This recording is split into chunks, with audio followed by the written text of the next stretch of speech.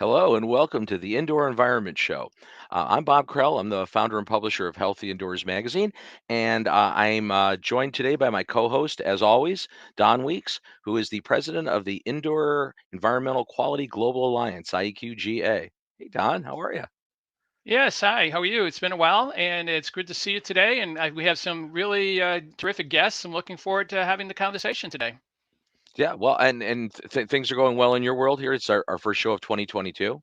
Yeah, Um, we're hanging in there. We're trying to get through the pandemic, but everything's good at the moment. I hope that that's the case with you too.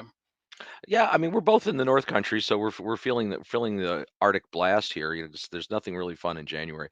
Today's show, though, I think is really a great show to start out the this new year with. I agree. Topic is very timely, and so I'm looking forward to it. So without further ado, let's bring our guests in, and Don, you can do the introductions. So our first guest is Dr. William Bonfleck, who is a professor of architectural engineer at Penn State University and past director of the Indoor Environmental Center at Penn State. He holds BS, MS, and PhD degrees in mechanical engineering from the University of Illinois at Urbana-Champaign and is a registered professional engineer. Dr. Bonfleck is a fellow of ASHRAE, ASME, and Iaq. He's a vice president at IEQGA and a past president of ASHRAE. Dr. Bonfleck organized and serves as chair of the ASHRAE Epidemic Task Force. He's a member of the ASHRAE Environmental Health Committee and of committees writing position documents on indoor carbon dioxide and infectious aerosols. So welcome, Bill. Thanks, Don. And, Glad to be here. yeah, and our second guest is Dr. Marwa Zartari, who is a partner in Design Partners based in Austin, Texas. Dr. Satari has a PhD in Environmental and Water Resources Engineering from the University of Texas at Austin in the Architectural and Civil Engineering Department. She also has an MS in Projects and in the Built Environment from the American University of Beirut and a BE in HVAC, Energy and Controls for the Mechanical Engineering Department of the Lebanese University in Lebanon. Welcome, Marwa. Thank you. Thank you for having me. Before we Yes. go any further, I think I'd like to stress that this show is a joint collaborative effort between the International Society of Indoor Air Quality and Climate, ISIAC, and the Indoor Environmental Quality Global Alliance, IEQGA, in partnership with Healthy Indoors to bring you this show. And Yes, there and you go. today's webcast is sponsored by IEQGA and its member organization ASHRAE with financial support from Skidmore, Owens, and Merrill. So with no further ado, why don't we get started? So Bill, we'll I'll let you throw lead you. off. Yeah, I'm going to lead off with the first question for Bill, which is your education. Obviously, as we were just describing, is primarily in mechanical engineering from Illinois University of Urbana-Champaign. How did you become interested in indoor air quality? Uh, well, that's an interesting question, at least for me. I started out like most mechanical engineers who were educated in the 1970s and 80s, being focused on energy efficiency, which was a big deal at that time.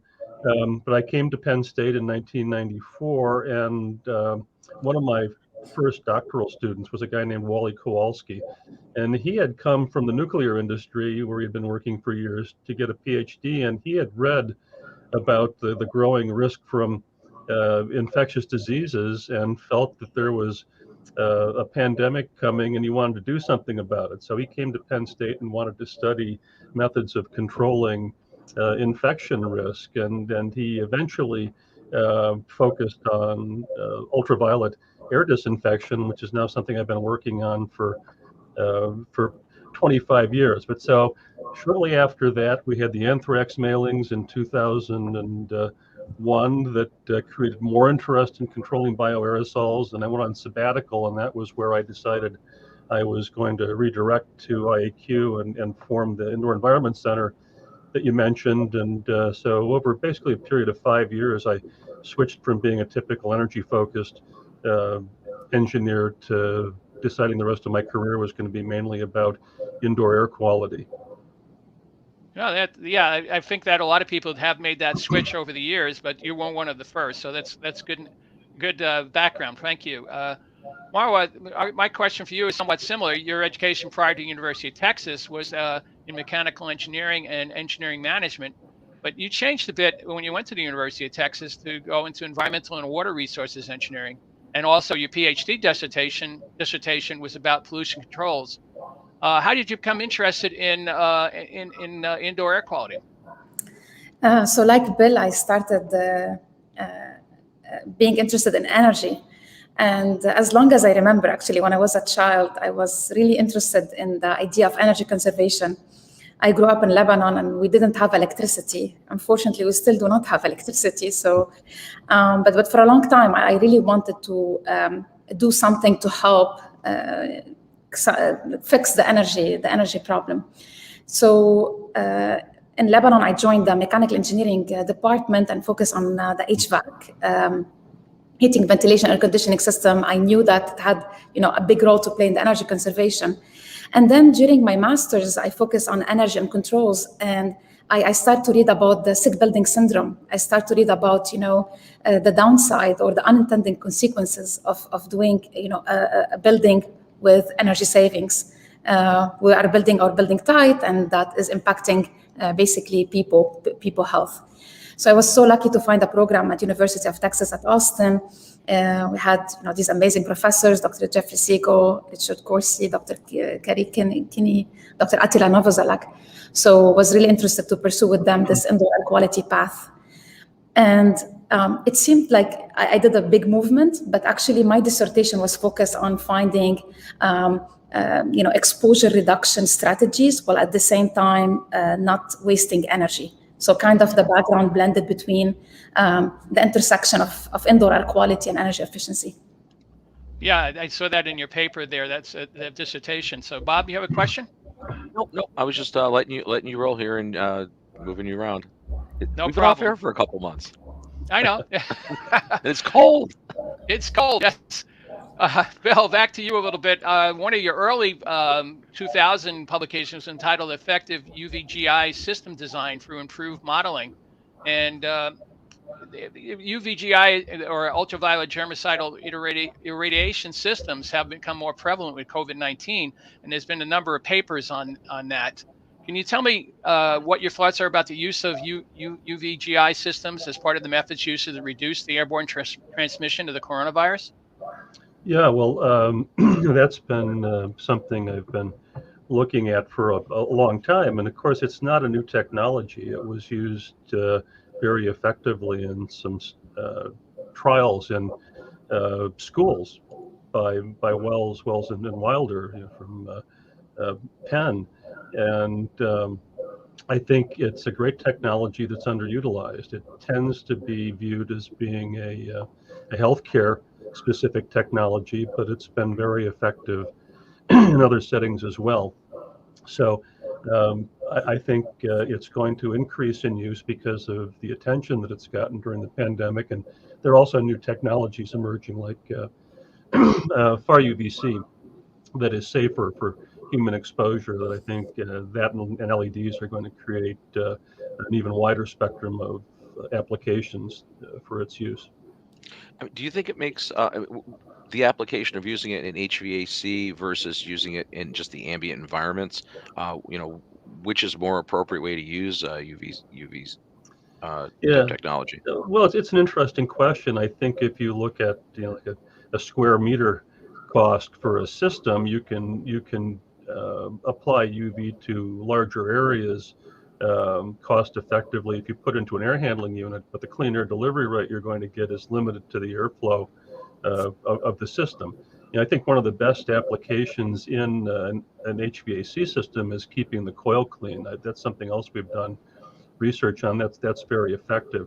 But if I was really concerned primarily about infection control, it's clear that what are currently called upper room GUV systems, because we can't expose occupants to the 254 nanometer UVC, are much more effective. If we describe their performance in equivalent air changes per hour, 10, 20, 30 air changes per hour. So that's really phenomenal performance if you can get it. And the big problem with it is the cost really per unit area.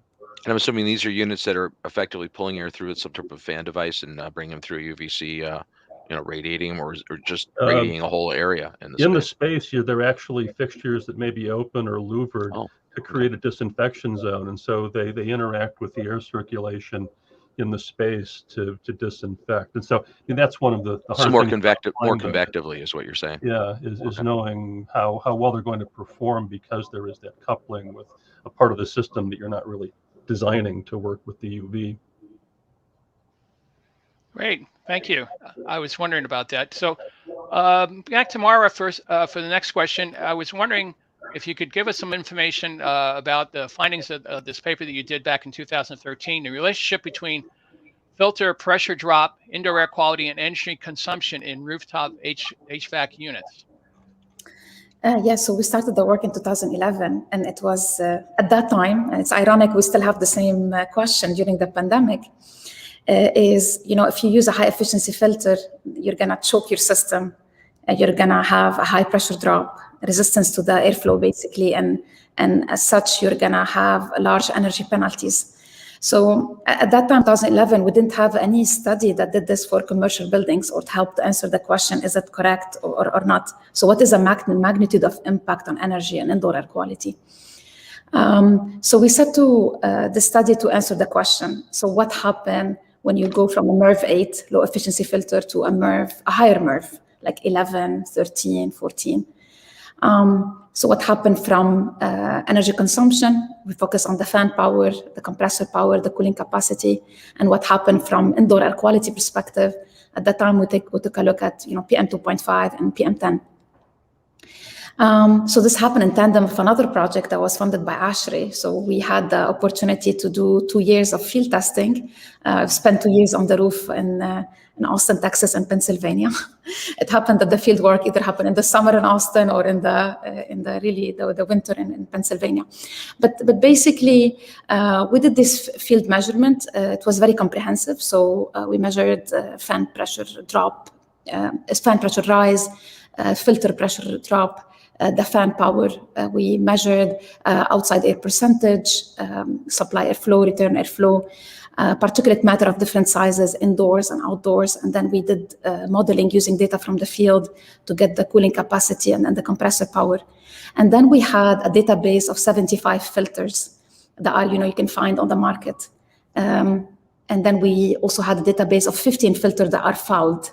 So not only we answered the question for clean conditions of filters, but also for a small subset of them, what happened when they are fouled. So we'll share with you some of the results. The first one was a revelation for me. That MERV does not equal MERV. So today, if you tell me that you have a MERV 13, I wouldn't be able to tell approximately what is the pressure drop or what is the efficiency.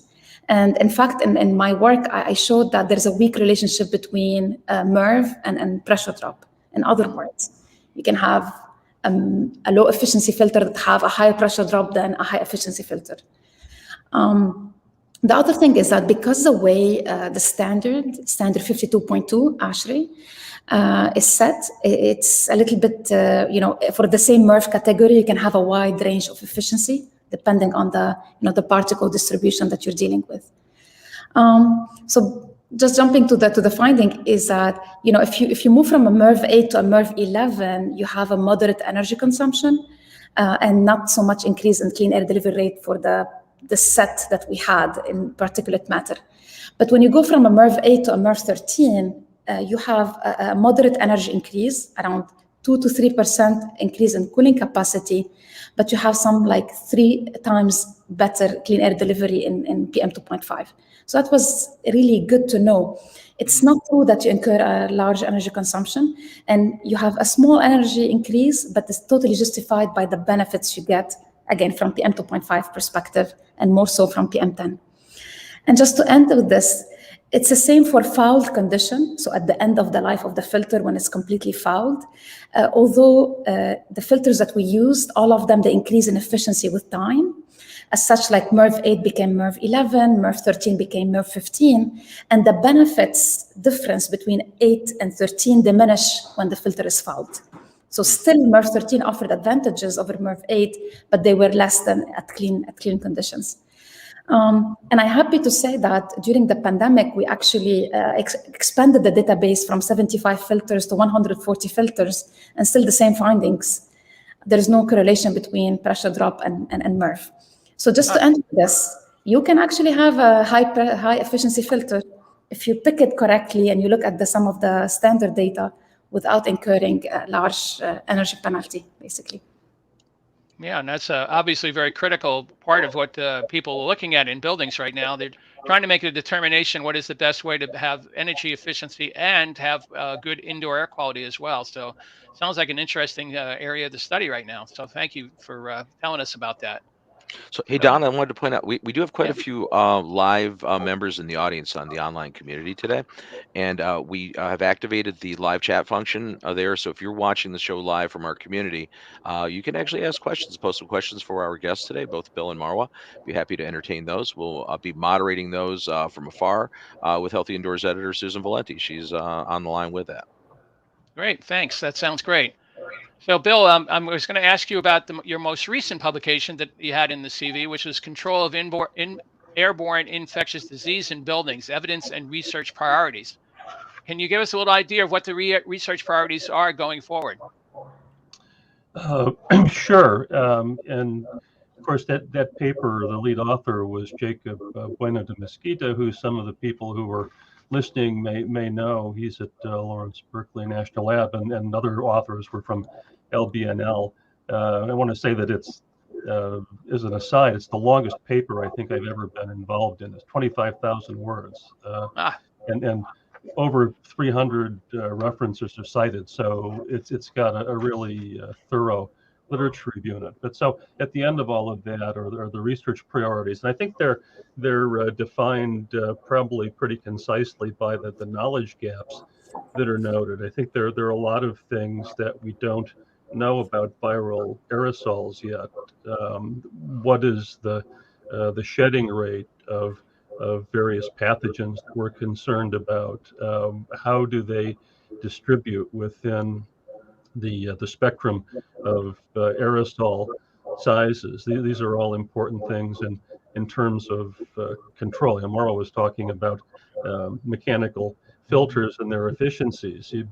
It's important not only to know what the efficiency characteristics of the filter are, but what are the particle size characteristics of what you're trying to control. You need both to actually know how well it's going to perform. And I think there's a related big gap that needs to be filled by research on risk assessment. We're 3 years into the COVID pandemic, and I don't think that we really have highly accurate ways of assessing what infection risk is. We're typically mostly focused still on Wells-Riley airborne transmission models, but we know that there's this close range transmission that has other characteristics, and that the dose response characteristics of pathogens need to be known better. So all of that will help us to determine what controls are necessary. And so then if we move more into the engineering side of things, we have certainly discovered recently that there's a lot that we don't know about almost any aspect of control that you could name. Recent literature reviews on ventilation rates and infection control say, well, it's clear that more ventilation reduces risk, but we don't know enough about it to specify what the ventilation rate should be. And we've also clearly seen that lots of air cleaners are not very well understood. Some of them, it's simply a matter of not being able to specify their use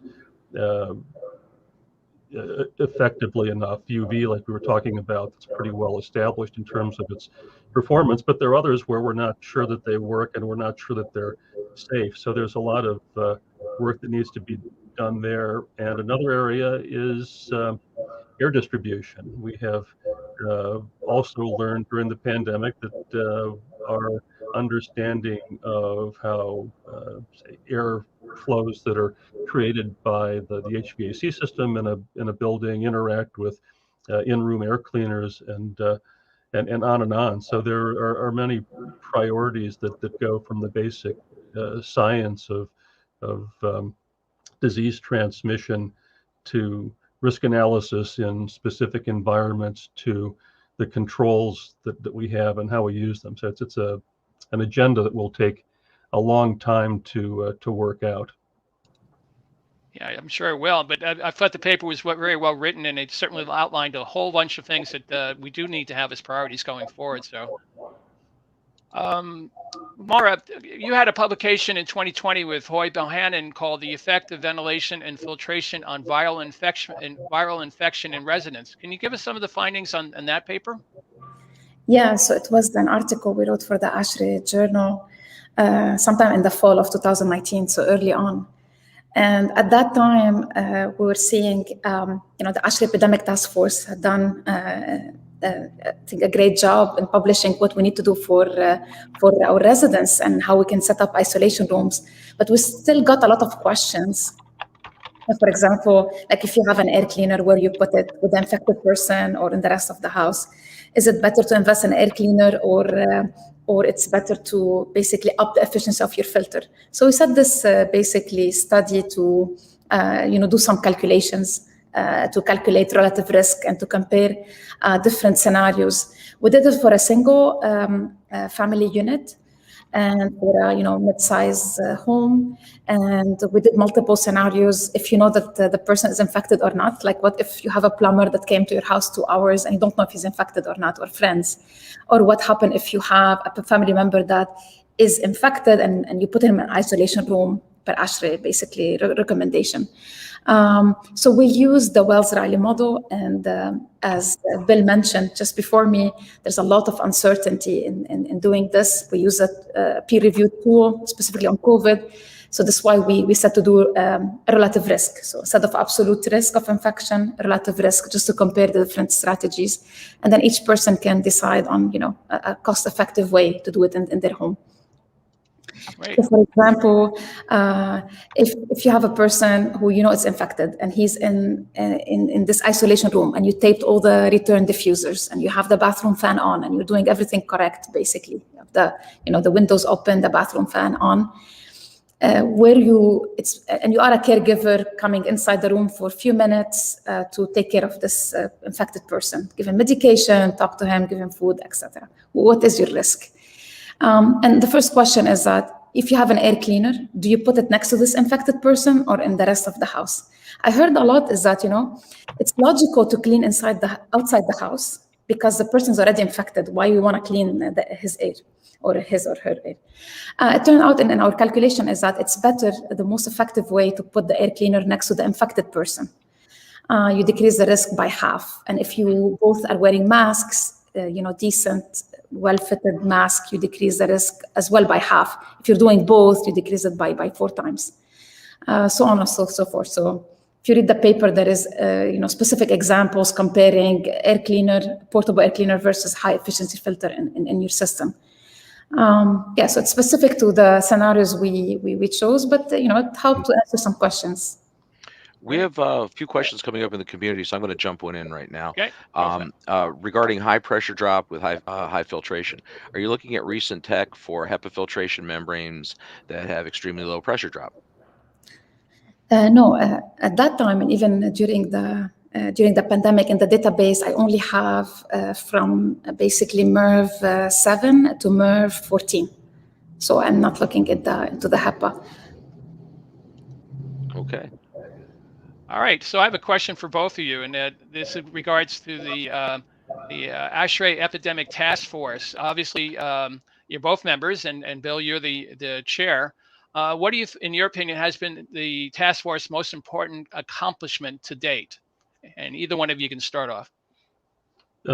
Sure. Well, I actually came up with maybe 3 things that I think are important. One is that we got a fast start. It took over a year for public health authorities and then governments that were following their lead to recognize the importance of airborne transmission and mitigating airborne transmission. ASHRAE, like REVA in Europe and others, actually invoked the precautionary principle with respect to airborne risk in March or April of 2020. So, I'm very pleased that we were providing the right guidance from the beginning.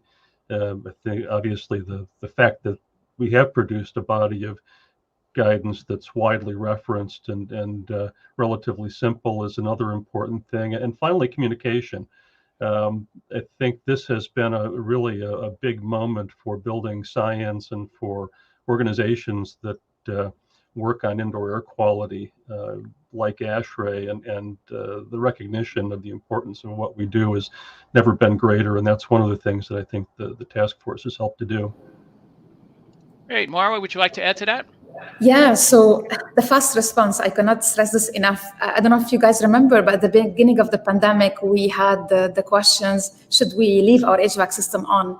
Should we replace our filters, maintain them? And I remember the ASHRAE Epidemic Task Force was so fast to provide basically positions or statements or help answer all of these questions. And the other thing I would say, and I think it will outlast this pandemic, is that during the ASHRAE Epidemic Task Force work, there was a big concatenating of all the different standards and guidelines and best practices into simple documents to help basically practitioners, consumers, the public in general. And not only that, they went above, I think, the standards, so above the minimum standards, and including infectious aerosols in the discussion. So I think a lot of the work from the ASHRAE Epidemic Task Force will stay after the pandemic and will help inform a lot of our updates of our standards. Great. Yeah, I should follow up on that. We there's maybe sometimes here the task force spoken of in the past tense. Actually, the guidance is pretty well built out, and we're not really updating that very much. But the rest of this ASHRAE Society year, this next 6 months, our goal, following on Marwa's comments, is really to set a path for the future. What do we do with what we've learned to improve standards and guidance, and to merge infection control with the what we hope will be a revolution in indoor air quality generally to promote wellness. I mean, this is a very unique point in time for all of us, right, in the industry, because we've never had this keen awareness about indoor environments in our lifetimes, right? And I mean, I don't think there's ever at least that much of a focus globally. Mm-hmm. And many times I've brought this up over the last years. My concern is that we have this opportunity to drive these messages forward right now in this unique time, right, with the awareness. But what things do we need to do to make that happen? Because again, people's memory seems to be short on everything. As this thing starts to wane a little bit, and we're not nearly there, but as it does, I mean, I think people are going to, they'll get laissez-faire about it. How do we stop that from happening and use this horrible event or horrible series of events as an opportunity to actually push everything forward, and make everything better? I know it's a loaded question. Well, no, you're right. We've seen emergencies be quickly forgotten, and we don't do anything. A number of times we were very interested in making buildings safe from bioterrorism 15, 20 years ago. And if we'd done that, we would have done a lot of the things that we're recommending now, but everyone forgot about it. I think mainly it's keeping the commitment going to actually do something, which means setting up structures that will make sure that the long-range plan is implemented. So we've gotten indoor environmental quality and resilience into the ASHRAE strategic plan. We're working on setting up a way of making sure that when we push the work that ASHRAE is doing out to technical committees that have other things on their plate, that someone will be making sure that work keeps going forward. And we have to keep communicating outwardly too. I think advocacy is going to be very big here, because it's going to take the kind of money that only governments can make available to do some of the research that's necessary, and to change policies, and to implement perhaps national standards that will help us to achieve these goals. I mean, there's a lot of talk about this paradigm shift, right? But what is this? What is the paradigm shift right now? Has it actually occurred? I'm gonna start with Marwa on that, because I think that Bill has put in the chat where the paper is that he participated in, and perhaps Marwa, you could give us a little bit of an idea of what your thoughts are on the paradigm shift, and then Bill, I think you can follow up with the what you have in that report. Yeah, so I definitely think, like, a great awakening has occurred, and we all feel it. We feel it from, I don't know, our neighbors, where our kids go to school, from everything's happening around us. So I think a great awakening has occurred, definitely. And throughout this pandemic, I, as well as many other people, saw few revelation. So the first one, I would say that, people understood that the buildings they occupy are not healthy. I think this was a little bit, kind of a surprise. And they're not healthy because of two things. One is because our standards, the minimum standards, became maximum standards and were not established to address infectious aerosols. And you kind of see that in, I'm a member of a standard ventilation for acceptable indoor air quality. You kind of see that in the ventilation rates. It's very easy to see it if you compare the ventilation rate for offices, for what's required for gym, or what's required for nail salon. You kind of directly see that, yeah, it's not meant to address actually, infectious aerosols. And very clearly it's stated under the table, the ventilation rate are not meant to address infectious aerosols. So first, even our minimum standards do not address what we're going through today. And not only that, we know that even the very well-designed buildings, they're not well operated. So it can be not healthy because our minimum standards do not address the problem, and also because we're not operating basically per what we should operate, even to the minimum. The other thing is that kind of also another revelation, although it's a novel virus, but we don't need novel technologies necessarily, because we have a lot of proven technologies. Some of them we have already in our buildings, like filters, ventilation, UVGI, for example, upper room GUV. So already the solutions exist. Yes, it requires cost investment, but as we all know, these cost investment can be justified by the greater benefit to the society, and not putting, you have a disease, but also you have, all the benefit that outweigh COVID. For example, allergy, other respiratory diseases. Other examples is, productivity. Everyone's talking about it now. Employee retention, wellness, etc. So the other revelation is, yes, like you can do the investment today, and it will actually, outweigh the pandemic, basically. Okay. The other revelation is that, you can do these strategies, but not at the expense of energy. So, and I think the ASHRAE recommendation did a very good job in January 2021 to say it's okay for you to consider exposure reduction and energy and cost and comfort. So all of this revelation, I think we need to benefit from it to make this indoor air revolution that Bill was talking about, by basically, updating the standards, doing advocacy. And my job today is more in the operation of existing buildings. I think there is a lot of work to do in how we operate our buildings. But I mean, it is key though that we also, we do include the indoor environments and energy, and and equally weigh these considerations. I mean, because that pendulum has swung back and forth several times in the past several decades, and you can't have one or the other, or one shouldn't supersede the other. We need everything, right? Would you agree? I definitely agree, because it can be a vicious cycle. So if you spend so much energy to fix an indoor air quality problem, and then you want to ventilate your building, you bring pollution inside. So I call it the vicious cycle. So there is ways, to do it, in incorporating all of these strategies we talked about. Great. So, Bill, you were a part of this paper that you listed in chat as, it recently published in 2021, a paradigm shift to combat indoor respiratory infection. And of course, I recognize a lot of the names on there. They're some of the most famous names in our field. So tell us a little bit about this paper and how it came about, and what does it actually conclude? Sure. Well, this is one of the now many articles that have been written by the so-called Group of 36, which is a bunch of experts in various fields that Lydia Morawska convened way back in I think it was March or April of 2020 to try to talk to WHO about airborne transmission. I think that was really initially the goal that we had, and the direct communication route didn't have a lot of effect.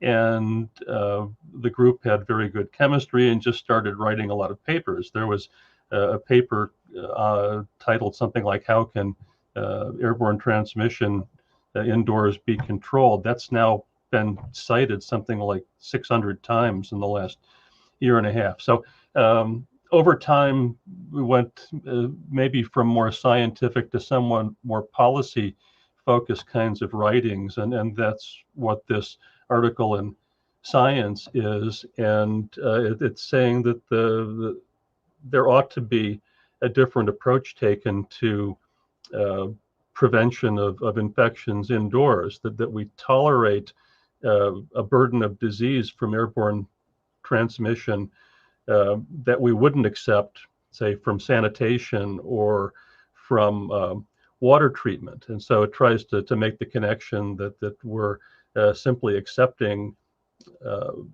horrible consequences that we don't need to, and then goes on to describe some of the things that would need to be done to change the paradigm. From my point of view, it goes back to something that Mauro was talking about, which is the first thing you have to do is change your definition of what's acceptable. Once you've done that, the rest of it tends to follow. And I say when I give talks about this that our current definition of acceptable indoor air focuses on safety and satisfaction, not productivity or well-being in the sense that we are thinking about them today. So if we change the definition, then we can start to apply the technologies that we have to solve it. And I think, as Mauro already outlined, we don't need new technology to do better. We just need to use what we already have differently. Of course, this has also brought to light how much we don't know about control of infection risk and other aspects of indoor air quality because it hasn't been a priority for so long. So one of the things that needs to happen is to stimulate the investment and research that will help us to be able to attain this objective. I mean, certainly areas like productivity and well-being are a little bit harder to quantify and measure, right? Those are trickier studies to come up with and be able to have a direct correlation, right? I know there's been Yeah, studies, the Harvard study, and some of the things that have although we've been shown doing it some. for decades, I really like Joe Allen and John McCumber's book. It's making a case, remaking a case that was being made by Bill Fisk more than 20 years ago. And one of the things that really made me understand that I was on the right track, focusing my career on IAQ, was going to one of the CLIMA conferences. It was the one in Helsinki, I think, in 2007. And Bill Fisk and Olli Seppänen presented a paper there on productivity and health is influenced by indoor air quality. I thought this is really something that everybody should know about, and it's important. And that's been one of the big motivations for me ever since, is to actually realize those gains that have been identified as feasible if we do a better job of controlling indoor air quality. We have a couple of other questions that have popped up in the chat, so they're not necessarily in order, but I'm going to go with them anyway. So Paul asked, what is the state of the literature regarding the risks and potential harms of PCO technology? It's a little bit loaded question. But... Yeah, I mean, I can say a little bit about that because I actually had a colleague who worked for one of the major companies that was trying to develop and commercialize it when maybe in the 1990s. PCO has been used a couple of ways. One is really kind of as a self-contained air cleaner, where the action goes on in the cleaner and you generate reactive species and they do their work there. But similar technologies are now being used to produce reactive species that are actually put into room air. State of the technology, there was a good review paper written by some of the people who'd been doing the development in those days, and they cited two things as being barriers to use of PCO for IAQ control. One was not really understanding what the byproducts were of incomplete decomposition of VOCs. So they were concerned about hazardous byproducts.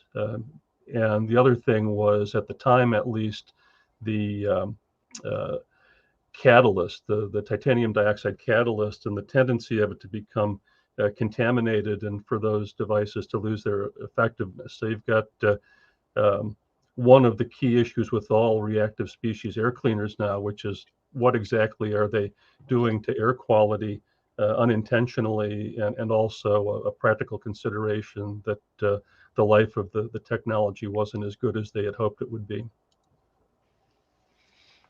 Mara, you got anything to add to that at this point?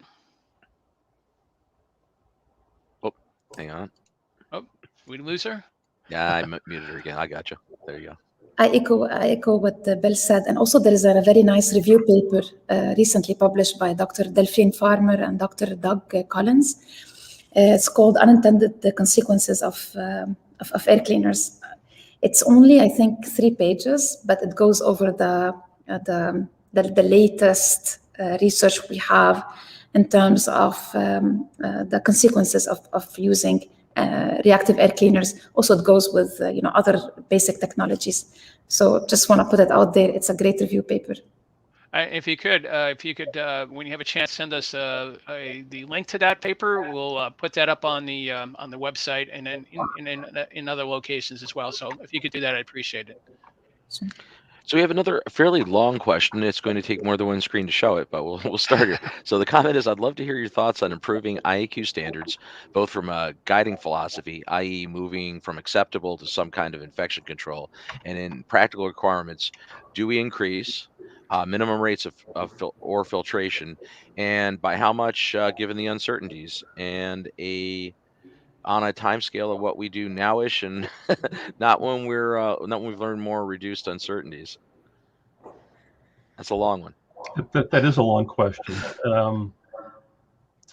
Well, I think clearly filter standards can be upgraded from where they are. MERV 8 is not doing much to control particles that have health effects, and so I think the low-hanging fruit is raising basic particulate filtration to a level that's effective.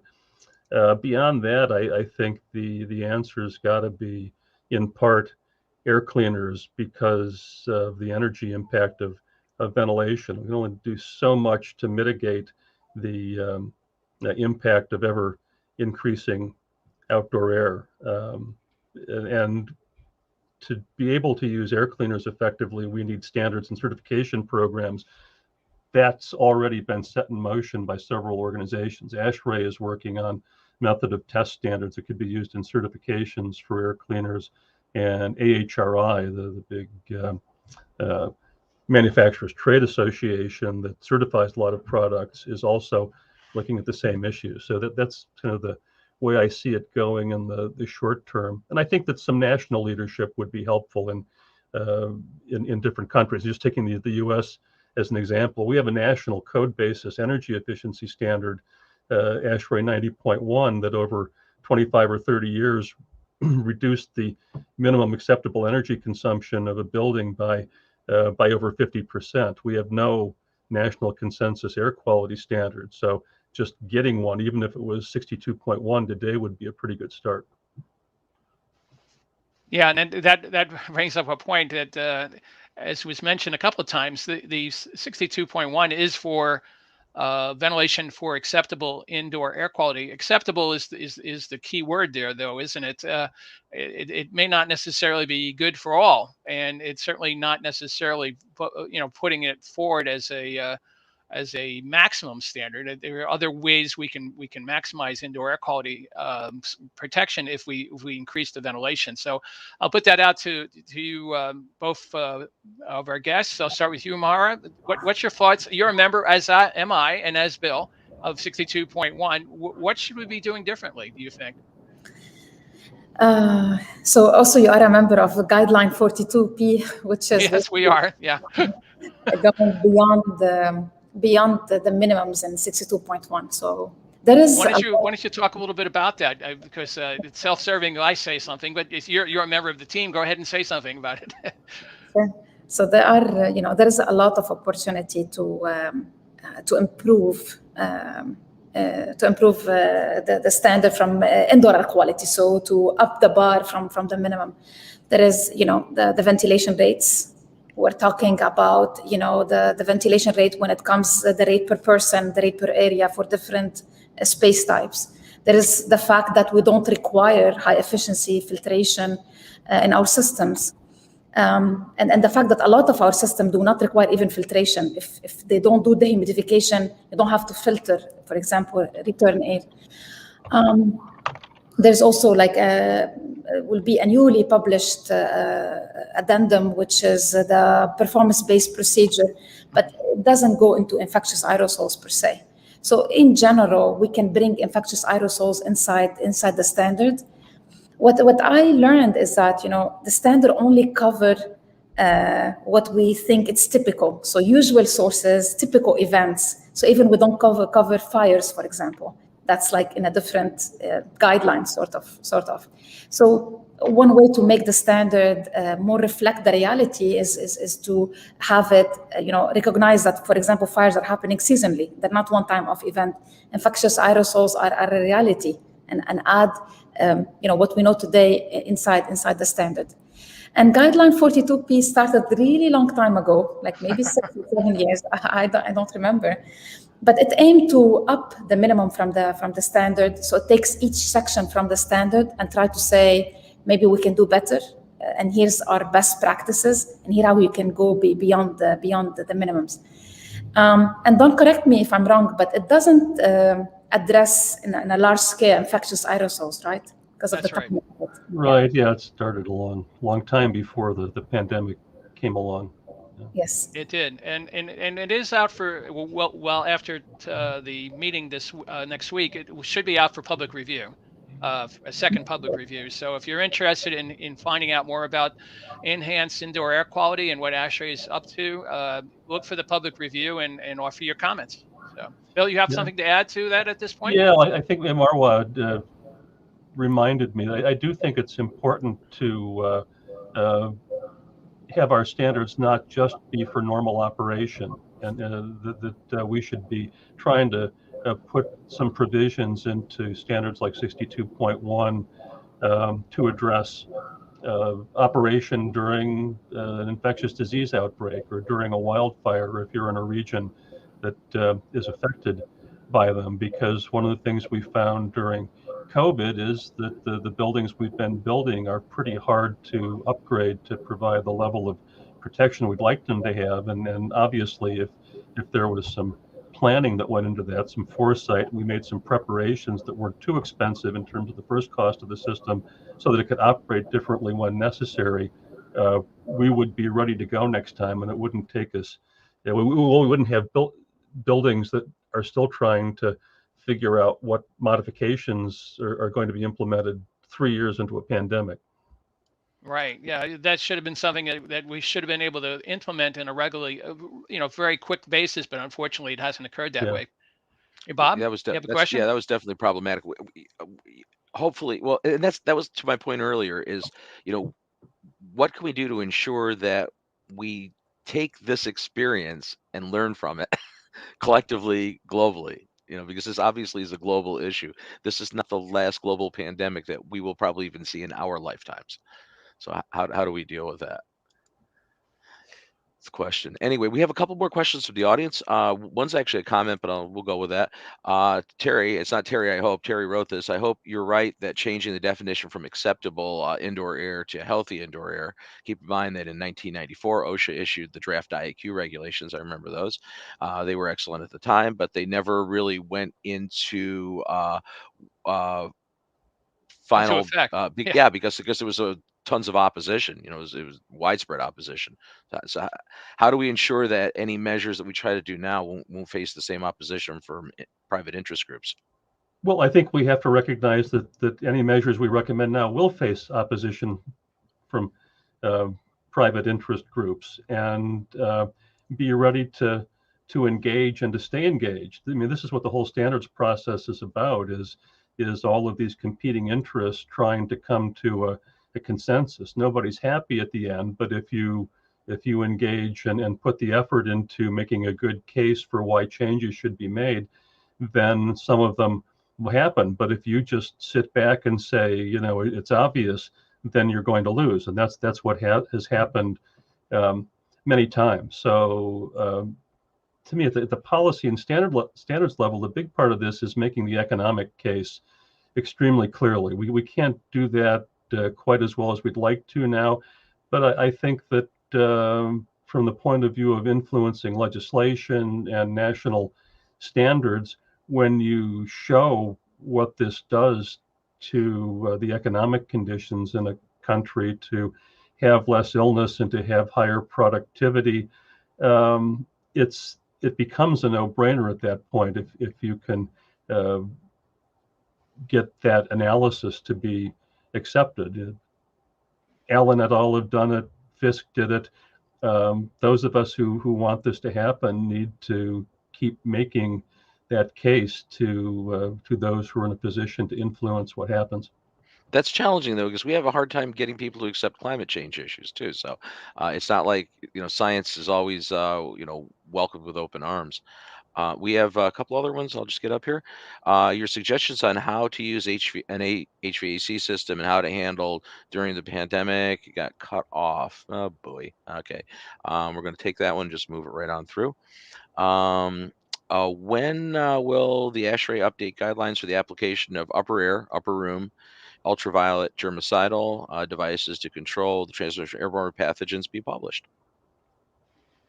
I'm wondering what exactly is meant by that. There are 2 chapters in the ASHRAE handbook now that deal with germicidal UV, and there are standards on UV systems. I think an area that's developing is upper room standards, and that is a standards process, so it's taking a while. But both ASHRAE and IES, and I think IUVA as well, are all working in that arena. So I don't have a date to give you as to when there will be updated guidelines, but there's work ongoing to improve the guidance for application of GUV. Great, thank you. We're getting down to the last few minutes. I have a few more questions that are a little bit off, but I think are good for to talk about. And start with you, Marwa, and talk about. I want you to tell us a little bit about your work with design partners and what kind of projects are you working on? Sure. Yeah. So we're focusing on performance-based approaches, one of my favorite words to say, which it means basically, rather than to say, there is one size fits all, to try to understand more the building itself and the goals for the building itself. I'm focusing all my work on existing buildings. And we have this new model that we are doing. It's called the Clean Air as a Service model, Clean Air as a Service. What it basically does, it follows the molecule that you are breathing inside and where is it going. So some of it's coming from outdoor air, some of it is being recirculated. And you have the choke points, which are the filters, and then the coils, and then the fan goes back into the basically the room. So part of this is doing a lot of testing to answer some basic questions. I did this filter design, and when do I need to change my filters? What is the intersection between how long the filter can stay versus how much energy is gonna cost me versus the integrity of the filter? Same thing for the cooling and the heating coil. When do I need to clean my coils? What do I need to do? And we're doing this as a basically research with collaboration with large portfolio managers to create indoor air quality programs for them.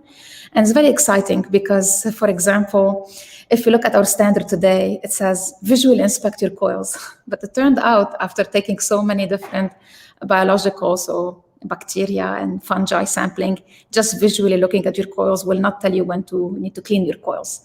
And there was, a few papers back, mainly by Dr. Jeffrey Siegel, to say, that are medically relevant, for example, bacteria and fungi on your coils that you have to take attention to. So my work is focused on that now, is to figure out the basic of indoor air quality programs, and mainly to answer this indoor air quality operation program. So the building the people that are operating our buildings, the facility engineer, the chief building engineer, they can understand the indoor air quality intention of this system and can able to answer the basic question and able to operate even if there is something wrong going on. So they able to understand why they're doing what they're doing in terms of their heating, ventilation, air conditioning system. One of the things that I just have to jump in here, Marwa, on this because the coils are just a bone of contention for me. I guess I see I get involved a lot as an Iaq consultant, being out and doing HVAC hygiene, and it amazes me that we're still designing mechanical equipment that puts these massive deep coils, and then stacks them together, puts a cooling and a heating coil, stacks them within several inches of each other, where it's impossible to service them. Nobody could ever, without literally pulling the coil out of a big 100-ton unit, you couldn't really clean it properly. Yeah. And why are we still building these things? I get it, in the 60s and 70s we did that, but how in 2020 do we have systems coming off the shelf like that? Yeah, I think the intersection gaining area for the surface transfer, but there are new ways to do this. For example, using enzymes or probiotics, and that can basically work into your system. The funny thing is that when you ask someone, why do you have this indoor air quality operation program, they will tell you, I followed the standard. The standards say clean as needed or visually inspect. So kind of see the big divide between what actually the research say, which have amazing research, what the standards say, and what do we have in practice. And I vow to myself through my work here is, do research based, so intention to do research, so we can basically get back to the standard. So it will be like a feedback loop. Maybe answer this one question, standard 180. When do you need to clean your coils? So we have this, I think a lot of measurements. I'm doing a lot of measurements. It's very exciting. Taking some fun stuff, like for example, infrared images on the coils, so heating and the cooling coils. So sometimes the coils are really dirty. You just want to run. Sometimes they are visually clean, but the data show that they're actually dirty because you don't see this thin biofilm. So there's a lot what we need to understand in terms of really, when you implement a solution, what actually you're getting from indoor air quality or health perspective. Excellent. So, Bill, I want to follow up with what research and papers are you working on currently? What can you tell us about some of the activities that you've been doing with research? Sure. Well, keeping really busy, still with the G36 group, where we're almost through all the hoops to get a paper published on the history of the misunderstanding of airborne disease transmission. But closer to home, the actual research that I'm doing, we've been doing measurements of coronavirus susceptibility to UVC. We've looked at both NL63, which causes cold-like symptoms, and SARS-CoV-2, and we're hoping to publish something on that shortly. Starting some work on the fundamental mechanism of UV disinfection, looking at the genomes of various microorganisms, and I've also been doing some more practical applied work on upper room GUV systems, the impact of air distribution design on their performance. That so far has mainly been CFD modeling, but we'd like to extend it into some experimental work. And the other thing is air cleaners and in-room performance. Marwa said she was doing something on that. I've actually got a contract with a manufacturer that produces an air cleaner that emits reactive species. I felt that if we were going to criticize them and say there wasn't enough peer-reviewed literature on it, then we ought to be studying them. So I've got some work in progress to try to model an ROS producing air cleaner and to see how that works and compares with other types of infection control, UV and HEPA filters and others. So a lot of things going on. Yeah, definitely sounds like it. So that's our hour, and I'm going to turn it back over to Bob to close us out. But thank you to our two guests. I appreciate it. And again, thank you to ASHRAE and to SOM in terms of the sponsorship for this. So back to you, Bob. Okay. Well, hey, thanks again. I really appreciate Bill and Marwa's time. That was great. That was a great talk. Wish we had more time. It always goes so fast. But we'll have you on again sometime. Whatever. Wow. Three I spent times. too much time in the Iaq conference this week online, so it's my brain's kind of totally overabsorbed. Again, reminding this program, Indoor Environment Show, is a joint collaboration between ISIAC, the International Society of Indoor Air Quality and Climate, and the Indoor Environmental Quality Global Alliance, IEQGA. They got together with Healthy Indoors to help get this show out there and available to the public. So thanks very much to the organizations. As always, we'll be back. I believe in February, because Yeah. we're working on the 2022 schedule right now. Stay tuned. Again, you'll be able to watch the replays of this show and any of our previous episodes of the Indoor Environment Show on the Healthy Indoors global community. That's at global.healthyindoors.com, and it's free.